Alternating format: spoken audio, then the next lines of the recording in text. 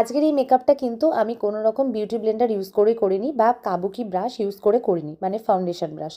আমি কিন্তু এই আজকের মেকআপটা মানে foundation, concealer, cream contour, cream blusher পুরোটাই কিন্তু মানে বেসটা পুরোটাই কিন্তু কমপ্লিট করেছি একটা মাত্র পিজা পাপ দিয়ে, যেই পিজা পাপটা আমার আঙুলে দিয়ে আমি আই মেকআপ করি।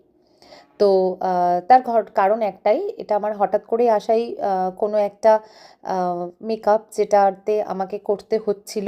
তো সেক্ষেত্রে আমার কাছে সে সময় কোনো ফেসের ব্রাশ বা বিউটি ব্লেন্ডার ছিল না, তাই আমি পিজা পাপ দিয়ে পুরো বেসটা কমপ্লিট করি। তো তোমাদের সঙ্গে শেয়ার করার একটাই উদ্দেশ্য যে তোমরা যদি এরকম কোনো সিচুয়েশনে পড়ো, তোমরা কিভাবে পিজা পাপ দিয়ে পুরো বেসটা কমপ্লিট করবে সেটা আমি তোমাদের সাথে শেয়ার করছি।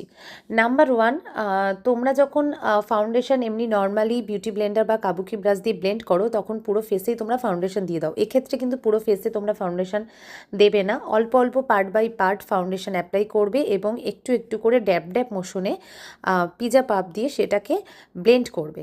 এবং পিজা পাপটা অবশ্যই করে ওয়েট হবে না, যেরকম বিউটি ব্লেন্ডার ভেজাও পাপ কিন্তু ভেজাবে না। পিজা পাপের মধ্যে মেকআপ ফিক্সার দিয়ে স্প্রে করে নেবে এবং তোমরা ড্যাব ড্যাব মোশনে ব্লেন্ড করবে, কখনই ড্র্যাগ করবে না বা স্প্রেড করবে না, তাহলে কিন্তু পুরো বেস উঠে চলে আসবে। প্রত্যেকটা পার্ট বাই পার্ট এইভাবেই কিন্তু তোমরা বেসটাকে ব্লেন্ড করবে। তো আমার বেসটা কমপ্লিট হয়ে যাবার পরে তোমরাই বলবে যে পুরো বেসটা তোমাদের কাছে কতটা ফ্ললেস লাগলো, আর তার সাথেই হেয়ারস্টাইলটাও তোমাদের কেমন লাগলো। আর যারা যারা আমার ভিডিওটা দেখলে তাদের অনেক অনেক ভালোবাসা।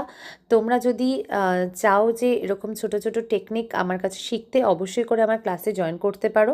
আর আমার ক্লাসে জয়েন করার জন্য আমার যে অফিসিয়াল নাম্বার আছে 9143333312, এই নাম্বারে আমাকে কল বা হোয়াটসঅ্যাপ করতে পারো।